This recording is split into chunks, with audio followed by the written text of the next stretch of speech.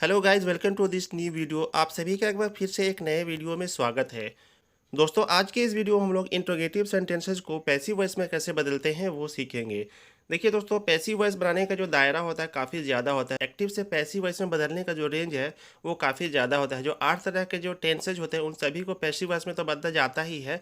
साथ ही सभी तरह के इंपरेटिव सेंटेंसेस, इन्फिनेटिव सेंटेंसेस और मॉडल वर्ब की सहायता से जो सेंटेंसेस बनते हैं उन सभी का भी इंट्रोगेटिव सेंटेंस होता है। तो इन सभी तरह के सेंटेंसेस को पैसिव वॉइस में हम लोग कैसे बदलेंगे वो बारी बारी से हम लोग एक एक करके सीखेंगे। तो दोस्तों, इस टॉपिक पे, इस चैप्टर पे भी 2-3 वीडियो आएंगे, तो आप लोग बारी बारी से वो सभी वीडियो देखिएगा तो आपको सभी तरह के जो इंट्रोगेटिव सेंटेंसेस होते हैं उनको पैसिव वॉइस में कैसे बदलेंगे वो समझ में आ जाएगा। वो आप पूरी अच्छी तरह से सीख लेंगे। तो आज के इस वीडियो का हमारा टॉपिक है, हम लोग प्रेजेंट टेंस के जो सेंटेंसेज होते हैं उनका जो इंट्रोगेटिव सेंटेंस होता है उसको पैसिव वॉइस में कैसे बदलेंगे वो हम लोग सीखेंगे। तो दोस्तों, यहाँ पे मैं आपको बता दूं, प्रेजेंट टेंस में जो 3 तरह के टेंसेज होते हैं उनको पैसिव वॉइस में बदला जाता है। Present indefinite tense, present continuous tense और प्रेजेंट परफेक्ट टेंस, इन तीनों तरह के सेंटेंसेज को पैसिव वॉइस में बदला जाता है। तो इन सभी तरह का सेंटेंसेज का इंट्रोगेटिव सेंटेंस भी होता है। तो आज के इस वीडियो में हम लोग सीखेंगे कि जो इन 3 तरह के टेंसेज का जो इंट्रोगेटिव सेंटेंस होता है उसको पैसिव वॉइस में कैसे बदला जाता है, उन सभी के बारे में आज हम लोग डिटेल्स में बात करेंगे और अच्छी तरीके से सीखेंगे और कुछ एग्जाम्पल से हम लोग समझने की कोशिश करेंगे।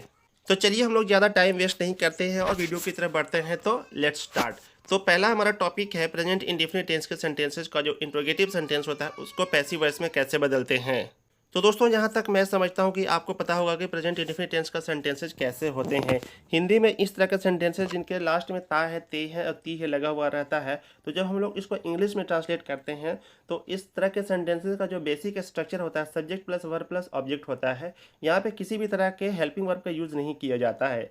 लेकिन जब इस तरह के सेंटेंसेज को हम लोग नेगेटिव सेंटेंस या फिर इंट्रोगेटिव सेंटेंस में बदलते हैं तो वहाँ पे हेल्पिंग वर्ब के रूप में डू या डज का इस्तेमाल किया जाता है। मैं आपको एक बार फिर से रिपीट करके बता देता हूँ कि इंट्रोगेटिव और नेगेटिव सेंटेंस में डू या डज का इस्तेमाल किया जाता है हेल्पिंग वर्ब के रूप में।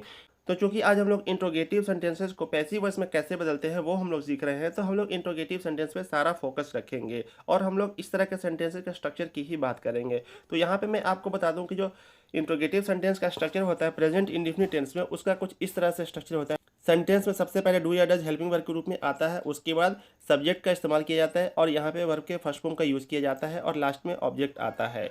तो मैं आपको यहाँ पे बता दूं कि जब हम लोग इस तरह के सेंटेंसेज को पैसिव वॉइस में बदलते हैं तो उसका स्ट्रक्चर क्या होगा। तो हम लोगों को ये समझना यहाँ पे ज़रूरी है कि पैसिव वॉइस में बदलते टाइम उसका स्ट्रक्चर क्या होगा। अगर हम लोग इस पर फोकस करके थोड़ा सा ध्यान दे के सीख जाएंगे तो हमें बहुत अच्छी तरह से इसको पैसिव वॉइस में बदलना आ जाएगा। तो मैं आपको बताता हूँ कि जब हम लोग इसको पैसिव वॉइस में बदलते हैं तो उसका स्ट्रक्चर इस तरह से हो जाता है कि सेंटेंस में सबसे पहले इज एम आर का इस्तेमाल किया जाता है। चूंकि ये इंट्रोगेटिव सेंटेंस है तो इंट्रोगेटिव सेंटेंस में कोई भी हेल्पिंग वर्ब होता है वो सबसे पहले आता है, सेंटेंस के स्टार्टिंग में आता है, सब्जेक्ट के पहले आता है। तो दोस्तों, यहाँ पे मैं आपको जो एक कॉमन नियम है एक्टिव से पैसिव वॉइस में बदलने का, जब हम लोग प्रेजेंट इंडेफिनिट टेंस का सेंटेंसेस को एक्टिव से पैसिव वॉइस में बदलते हैं तो पैसिव वॉइस में हेल्पिंग वर्ब के रूप में इज एम आर का इस्तेमाल किया जाता है और वर्ब के थर्ड फॉर्म को यूज़ किया जाता है। तो वही वाला इज एम आर यहाँ पे भी यूज़ किया जाएगा इंट्रोगेटिव सेंटेंस में भी, लेकिन वो सेंटेंस के स्टार्टिंग में आएगा। तो इसलिए यहाँ पे स्ट्रक्चर इसका इस तरह से हो जाएगा, is am are plus subject उसके बाद आएगा, उसके बाद वर्ब के थर्ड फॉर्म को यूज़ किया जाएगा और लास्ट में हम लोग बाई और ऑब्जेक्ट को लिखते हैं। तो यहाँ पे एक और ध्यान देने वाली बात यह है कि जो एक्टिव वॉइस का सेंटेंस होता है उसमें जो सब्जेक्ट होता है वो पैसिव वॉइस में ऑब्जेक्ट में बदल जाता है और एक्टिव वॉइस का जो ऑब्जेक्ट होता है वो पैसिव वॉइस में सब्जेक्ट के रूप में बदल जाता है, सब्जेक्ट के रूप में काम करता है। तो इस बात को हमें खास तौर पे ध्यान देना है क्योंकि ये काफ़ी इंपॉर्टेंट रूल है। मैं इसको एक गोल्डन रूल के रूप में इसका नाम देता हूँ। तो आप लोगों को इसको याद कर लेना है, सब्जेक्ट ऑब्जेक्ट में बदल जाता है और ऑब्जेक्ट सब्जेक्ट में बदल जाता है।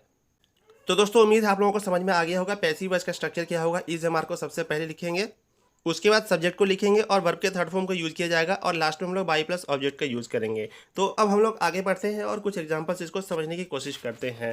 तो पहला एग्जांपल यहाँ पे मैंने लिया है, does Sita right this story. ये प्रेजेंट इंडेफिनिट टेंस का सेंटेंस है, आप लोग यहाँ पे देख सकते हैं। हेल्पिंग वर्ब के रूप में डज का इस्तेमाल किया गया है, सीता यहाँ पे सब्जेक्ट है, राइट यहाँ पे वर्ब है और दिस स्टोरी यहाँ पे ऑब्जेक्ट है। अब हम लोग इसको नियम के हिसाब से इसको पैसिव वॉइस में बदलते हैं। तो हमने यहाँ पे पहचान कर लिया कि सब्जेक्ट क्या है और ऑब्जेक्ट क्या है। तो अब हमें क्या करना है कि सब्जेक्ट को ऑब्जेक्ट के रूप में बदल देना है और ऑब्जेक्ट को सब्जेक्ट के रूप में बदल देना है। लेकिन ये इंट्रोगेटिव सेंटेंस है तो इंट्रोगेटिव सेंटेंस में सबसे पहले हेल्पिंग वर्ब आता है। यहाँ पे डज का इस्तेमाल किया गया हेल्पिंग वर्ब के रूप में। तो हम लोग क्या करेंगे कि जब हम लोग इसको पैसिव वॉइस में बदलेंगे तो वहाँ पे इज एम आर का इस्तेमाल किया जाता है सब्जेक्ट के अकॉर्डिंग। तो चूंकि यहाँ पे ऑब्जेक्ट है दिस स्टोरी, तो आप लोग यहाँ पे देख सकते हैं कि यहाँ पे ऑब्जेक्ट है दिस स्टोरी, तो जब ये पैसिव वॉइस में बदलेगा तो ये सब्जेक्ट के रूप में काम करेगा। तो इसका मतलब ये हुआ कि हमें दिस स्टोरी को सबसे पहले लिखना पड़ेगा। तो दिस स्टोरी हम लोग लिखेंगे, लेकिन चूंकि इंट्रोगेटिव सेंटेंस है तो उसके पहले हेल्पिंग वर्ब का इस्तेमाल किया जाना है। तो दिस स्टोरी के साथ हमेशा इज का इस्तेमाल किया जाएगा, इसलिए हम लोग यहाँ पे इज का इस्तेमाल करेंगे और वो भी दिस स्टोरी के पहले यूज़ करेंगे। तो अब हमारा सेंटेंस कुछ इस तरह से हो गया, इज दिस स्टोरी, और वर्ब क्या है, राइट है, तो राइट की जगह पे रिटन होगा। वर्ब के थर्ड फॉर्म को हमेशा यूज़ करना है, तो रिटन, और उसके बाद हम लोगों को क्या करना है, बाई लगा करके और ऑब्जेक्ट को लिखना है। तो चूंकि यहाँ पे सीता सब्जेक्ट थी तो इसको हमें ऑब्जेक्ट में बदलना है, तो लास्ट में लिखा जाएगा सीता। तो सेंटेंस कुछ इस तरह से हमारा बना पैसिव वॉइस का, is this story written by Sita. तो दोस्तों है ना मज़ेदार और काफ़ी आसान, आप लोगों को समझ में आ गया होगा। एक दो एग्जांपल और देखेंगे तो पूरी तरह से ये क्लियर हो जाएगा। अगला एग्जांपल मैंने लिया है, डू यू बाई ट्वाइस। यहाँ पे ये देखिए सेंटेंस है, प्रेजेंट इंडेफिनिट टेंस का सेंटेंस है, इंट्रोगेटिव का सेंटेंस है। यहाँ पे आप लोग ध्यान दीजिएगा, ट्वाइस ऑब्जेक्ट है और यहाँ पे यू सब्जेक्ट है। तो जब हम लोग इसको पैसिव वॉइस में बदलेंगे तो सब्जेक्ट को ऑब्जेक्ट में बदलना है और ऑब्जेक्ट को सब्जेक्ट में बदलना है। तो अब हम लोग क्या करेंगे कि यहाँ पे जो टॉयज है उसको हम लोग सबसे पहले लिख देते हैं, क्योंकि हमें इसके अकॉर्डिंग यहाँ पे हेल्पिंग वर्ब का चुनाव करना है। तो चूंकि ट्वाइज प्लूरल है तो प्लूरल के लिए जो हेल्पिंग वर्ब यूज किया जाएगा वो होगा आर। तो आर ट्वाइज हम लोग यहाँ पे लिख देंगे, सब्जेक्ट के पहले लिखा जाना, आप लोगों को ध्यान दीजिएगा यहाँ पे आर ट्वाइज। और उसके बाद क्या करेंगे, हम लोग वर्ब की पहचान करेंगे। तो वर्ब हमारे यहाँ पे बाई है, तो बाई का थर्ड फॉर्म होता है बाउट, तो आर ट्वाइज बाउट हम लोग लिखेंगे, थर्ड फॉर्म में चूंकि लिखना है आर ट्वाइज बाउट, और उसके बाद बाई का इस्तेमाल करना है और सब्जेक्ट को ऑब्जेक्ट में बदल के लिख देना है। यहाँ पे सब्जेक्ट यू है तो हम लोगों को इसको ऑब्जेक्ट में बदलना है, तो हम लोग इसको लास्ट में लिखेंगे। तो are toys bought by you यहाँ पे हो जाएगा इस तरह से, लास्ट में हम लोग क्वेश्चन मार्क लगा देंगे। तो सेंटेंस पैसिव वॉइस का इस तरह से हो गया, are toys bought by you.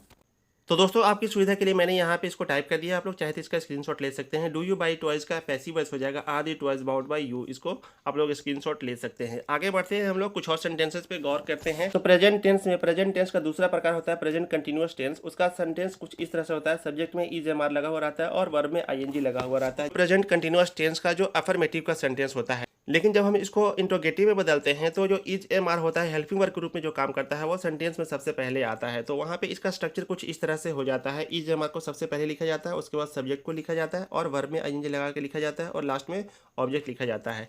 लेकिन जब हम लोग इसको पैसिव वॉइस में बदलते हैं तो उसका स्ट्रक्चर इस तरह से होगा, आप लोग यहाँ पे ध्यान दीजिएगा, यहाँ पे भी हेल्पिंग वर्ब के रूप में इज एम आर का इस्तेमाल किया जाएगा, जो कि सब्जेक्ट के पहले आएगा, सेंटेंस में स्टार्टिंग में आएगा, उसके बाद सब्जेक्ट आएगा और उसके बाद बीइंग का इस्तेमाल किया जाएगा। ध्यान दीजिएगा आप लोग, यहाँ पे बीइंग का इस्तेमाल किया जाएगा और उसके बाद वर्ब के थर्ड फॉर्म को यूज़ करेंगे और लास्ट में बाई और ऑब्जेक्ट को हम लोग लिखते हैं। उम्मीद है आप लोगों ने स्ट्रक्चर को पूरी अच्छी तरह से देख लिया होगा, समझ लिया होगा।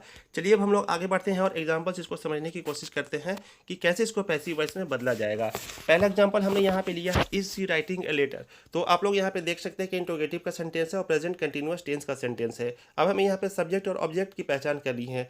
तो चूंकि ये जो सेंटेंस है एक्टिव वॉइस का है तो यहाँ पे सब्जेक्ट जो है सो वो सी है। जब हम लोग इस सेंटेंस को पैसिव वॉइस में बदलेंगे तो सी ऑब्जेक्ट के रूप में काम करेगा और यहाँ पे जो ए लेटर एक्टिव में है वो ऑब्जेक्ट है, तो ये सब्जेक्ट बन जाएगा। तो अब हम लोग क्या करेंगे, यहाँ पे सबसे पहले हम लोग पैसिव वॉइस में बदलेंगे तो हम लोग क्या करेंगे कि ऑब्जेक्ट को सब्जेक्ट के रूप में सबसे पहले लिखते हैं। तो ए लेटर हम लोग सबसे पहले लिखेंगे। तो ए लेटर हम लोग पहले इसलिए लिखेंगे क्योंकि इसके अकॉर्डिंग हम लोगों को हेल्पिंग वर्ब का चुनाव करना है, हेल्पिंग वर्ब को हम लोग को लिखना है। तो ए लेटर के साथ इज हेल्पिंग वर्ब का इस्तेमाल किया जाएगा। चूंकि ए लेटर सिंगुलर है तो इसके साथ सिंगुलर हेल्पिंग वर्ब का यूज़ किया जाएगा। तो इज अ लेटर स्ट्रक्चर में मैंने आपको बताया था कि बीइंग का इस्तेमाल किया जाएगा, तो हम लोग बीइंग लिखेंगे यहाँ पे और वर्ब के थर्ड फॉर्म को यूज़ किया जाना है। तो वर्ब है राइटिंग, तो इसका थर्ड फॉर्म हो जाएगा रिटन।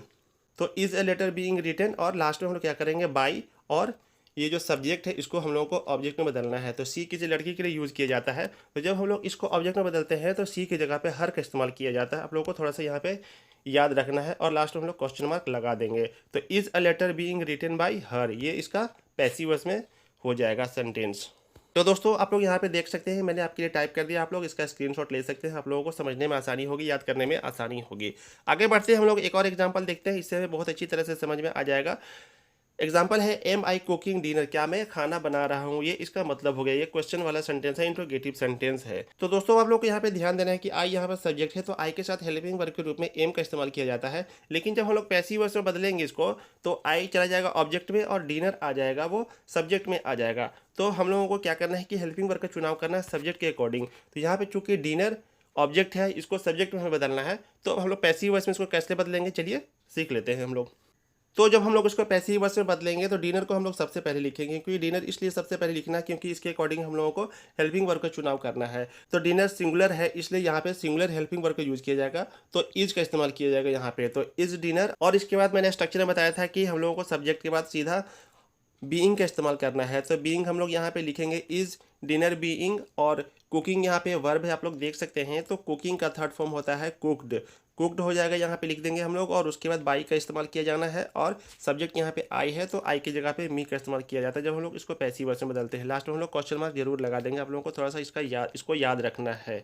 तो is dinner being cooked by me, ये इसका करेक्ट पैसिव वॉइस हो जाएगा। दोस्तों उम्मीद है आप लोगों को मज़ा आ रहा होगा, सीखने में अच्छा लग रहा होगा, आप लोग सीख रहे होंगे। तो चलिए यहाँ पे फिर से मैंने आपके लिए इसको टाइप कर दिया है, आप लोग चाहे तो इसका स्क्रीनशॉट ले सकते हैं। एम आई कुकिंग डिनर का पैसिव वॉइस हो जाएगा is dinner being cooked by me. आगे बढ़ते हैं, एक और एग्जांपल हम लोग लेते हैं। यहाँ पे आर वाला एग्जांपल मैंने लिया है, तो इसको हम लोग पैसिव वॉइस में बदलना है। तो अब हम लोग क्या करेंगे, यहाँ पे देखिए सब्जेक्ट यू है और ऑब्जेक्ट यहाँ पे चेस है, तो चेस को हम लोग सब्जेक्ट में बदल देंगे। तो क्या करेंगे हम लोग, सबसे पहले चेस यहाँ पे लिखते हैं। तो चेस के साथ इज का इस्तेमाल किया जाएगा हेल्पिंग वर्ब के रूप में, तो इज चेस, और स्ट्रक्चर के अनुसार यहाँ पे बीइंग का इस्तेमाल किया जाएगा, तो बीइंग हम लोग लिखेंगे। और प्लेइंग का थर्ड फॉर्म हो जाएगा प्लेड, इसको हम लोग यहाँ पे लिख देंगे, और बाई लिखेंगे हम लोग। और यहाँ पे जो सब्जेक्ट है इसको हम लोग को ऑब्जेक्ट में बदलना है, तो यू हम लोग लास्ट में लिख देंगे। तो is chess being played by you, इसका करेक्ट पैसिव वॉइस हो जाएगा। उम्मीद है आप लोगों को समझ में आ गया होगा। दोस्तों आप लोगों को थोड़ा सा ध्यान देना है, यहाँ पे देखिए हेल्पिंग वर्ब ग्रुप में आर का इस्तेमाल किया गया है, तो वो इसलिए किया गया है कि यहाँ पे सब्जेक्ट यू था, तो यू के साथ आर का इस्तेमाल किया जाता है। लेकिन जब हम लोगों ने इसको पैसिव वॉइस में बदला, तो ये जो चेस वर्ड है ये वाला सब्जेक्ट ग्रुप में यहाँ पे काम करने लगा। तो चेस के साथ इज का इस्तेमाल किया जाता है हेल्पिंग वर्ब ग्रुप में, इसलिए यहाँ पे हेल्पिंग वर्ब इज लगा हुआ है। तो आप लोगों को इसमें कंफ्यूज नहीं होना है, सब्जेक्ट के अकॉर्डिंग हम लोगों को हेल्पिंग वर्ब का चुनाव करना है, उसका सिलेक्शन करना है। तो उम्मीद आप लोग समझ गए होंगे। आगे बढ़ते हैं हम लोग, और चलिए आप लोग इसका फटाक से स्क्रीनशॉट ले लीजिए। आर यू प्लेइंग चेस का पैसिव वॉइस हो जाएगा is chess being played by you. तो अब हम लोग आगे बढ़ते हैं, और जो प्रेजेंट परफेक्ट टेंस का सेंटेंस होता है जिसमें हैव या हैज का इस्तेमाल किया जाता है हेल्पिंग वर्ब के रूप में, उसको हम लोग पैसिव वॉइस में कैसे बदलेंगे। तो यहाँ पे मैं आप लोगों को बता दूँ, एक्टिव वॉइस का जो सेंटेंस होता है उसका स्ट्रक्चर होता है हैव या has plus subject plus V3 object. तो दोस्तों प्रेजेंट परफेक्ट टेंस के सेंटेंस का जो इंट्रोगेटिव सेंटेंस होता है उसका स्ट्रक्चर मैं आपको यहाँ पे बता देता हूँ। तो उसका स्ट्रक्चर होता है हैव या हैज को स्टार्टिंग में लगाया जाता है सब्जेक्ट के पहले, उसके बाद सब्जेक्ट को लिखते हैं और वर्ब के थर्ड फॉर्म को यूज किया जाता है, और उसके बाद ऑब्जेक्ट हम लोग लिखते हैं। ये इसका एक्टिव वॉइस का इंट्रोगेटिव सेंटेंस का स्ट्रक्चर होता है। लेकिन जब हम लोग इसको पैसिव वॉइस में बदलते हैं तो उसका स्ट्रक्चर क्या होगा वो आप लोगों को यहाँ पे खास तौर पर ध्यान देना है। तो यहाँ पे भी सबसे पहले हैव या हैज का ही इस्तेमाल किया जाएगा, और उसके बाद सब्जेक्ट का इस्तेमाल किया जाएगा, लेकिन इसके जस्ट बाद बीन का इस्तेमाल किया जाएगा। आप लोग थोड़ा सा यहाँ पे ध्यान दीजिएगा, बीन का इस्तेमाल किया जाएगा। उसके बाद हम लोग वर्ब के थर्ड फॉर्म को लिखेंगे, बाई और ऑब्जेक्ट का इस्तेमाल किया जाता है लास्ट में। तो ये इसका स्ट्रक्चर है पैसिव वॉइस का, आप लोगों को थोड़ा सा इस पर गौर करना है, ध्यान देना है। तो चलिए हम लोग इसको कुछ एग्जांपल से समझते हैं, तो हम लोगों को सारी बातें क्लियर हो जाएगी। तो पहला एग्जांपल मैंने लिया है have we completed the project, क्या हम लोगों ने प्रोजेक्ट को कंप्लीट कर लिया है। ये इंट्रोगेटिव सेंटेंस है प्रेजेंट परफेक्ट टेंस का। तो इसको हम लोग कैसे बदलेंगे पैसिव वॉइस में, उसको हम लोग यहाँ पे समझते हैं। तो दोस्तों अब हम लोग को यहाँ पे ध्यान देना है, दी प्रोजेक्ट यहाँ पे ऑब्जेक्ट है और वी यहाँ पे सब्जेक्ट है, तो हम लोगों को ऑब्जेक्ट को सब्जेक्ट में बदलना है। तो दी प्रोजेक्ट हम लोग सबसे पहले लिखेंगे। तो चूंकि यहाँ पे दी प्रोजेक्ट थर्ड पर्सन के रूप में काम कर रहा है, तो इसलिए यहाँ पे हैज़ का इस्तेमाल किया जाएगा हेल्पिंग वर्ब के रूप में। तो हैज़ दी प्रोजेक्ट, और मैंने आपको बताया था कि बीन का इस्तेमाल किया जाना है, तो हैज़ द प्रोजेक्ट बीन, और वर्ब क्या है यहाँ पे कंप्लीटेड, तो कंप्लीटेड को हम लोग कंप्लीटेड लिख देंगे क्योंकि ये ऑलरेडी थर्ड फॉर्म में है। तो has the product been completed, और बाई इस्तेमाल किया जाएगा यहाँ पे, और उसके बाद यहाँ पे हम लोग देखेंगे कि सब्जेक्ट कौन है। तो सब्जेक्ट यहाँ पे वी था, तो इसको जो हम लोग ऑब्जेक्ट में बदलते हैं तो अस का इस्तेमाल किया जाता है। तो has the project been completed by us, ये इसका करेक्ट पैसिव वॉइस हो जाएगा। आप तो यहाँ पे इसका स्क्रीनशॉट ले सकते हैं, इसको मैंने आपके लिए टाइप कर दिया है। तो यहाँ पे देख सकते हैं आप लोग, have he completed the project का पैसिव वॉइस हो जाएगा has the project been completed by us. आगे बढ़ते हैं हम लोग, एक और एग्जाम्पल देखते हैं, तो इससे हमें पूरी तरह से क्लियर हो जाएगा। तो अगला एग्जाम्पल है हैज़ सी कॉल्ड मी, क्या उसने मुझे बुलाया। इसको हम लोग पैसिव वॉइस में कैसे बदलेंगे वो हम लोग सीखते हैं। तो इसके लिए हम लोगों को क्या करना है, ध्यान देना, हम लोगों को सब्जेक्ट और ऑब्जेक्ट पे गौर करना है। तो ऑब्जेक्ट यहाँ पे मी है और सब्जेक्ट यहाँ पे सी है, तो हम लोगों को मी को सब्जेक्ट में बदलना है और सी जो यहाँ पे सब्जेक्ट है उसको ऑब्जेक्ट में बदलना है। तो जब मी को हम लोग सब्जेक्ट के रूप में बदलते हैं तो वहाँ पे आई का इस्तेमाल किया जाता है। तो आई के साथ कौन सा हेल्पिंग वर्ब का यूज़ किया जाता है, हैव का इस्तेमाल किया जाता है हमेशा। तो हम लोग क्या करेंगे, सेंटेंस में सबसे पहले लिखेंगे हैव, और उसके बाद आई हो जाएगा हैव आई।